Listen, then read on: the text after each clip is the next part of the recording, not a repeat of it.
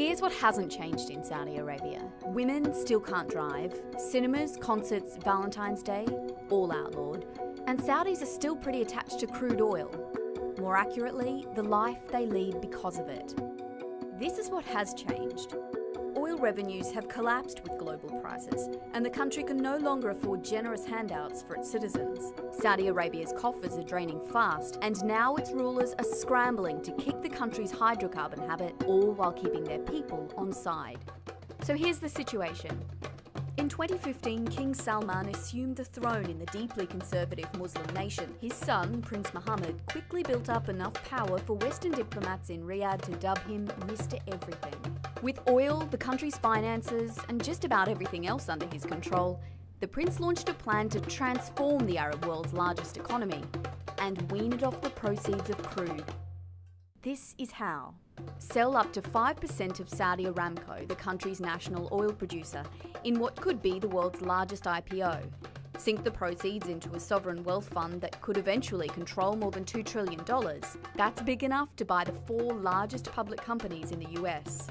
And completely revolutionise Saudi Arabia's employment and social system, cutting subsidies for basics like electricity, winding back the bounteous grants that have helped keep citizens compliant, and getting more Saudis to work for a living, even women.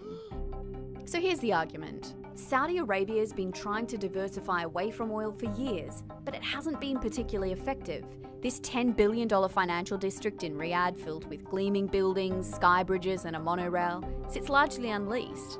The economy is still powered by foreign workers who make up 80% of the private workforce. Efforts to get more Saudis into work have been met with apathy, and rulers are running out of time. Even with the world's biggest petroleum fields and $500 billion in foreign reserves, the good times are over. And there's a demographic tidal wave approaching. Nearly half of Saudi Arabia's 21 million citizens are under 25, and they make up a third of all unemployed.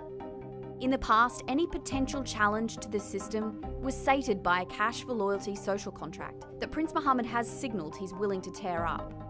The reforms could also put him at odds with ultra-conservative Wahhabi clerics who still wield great power.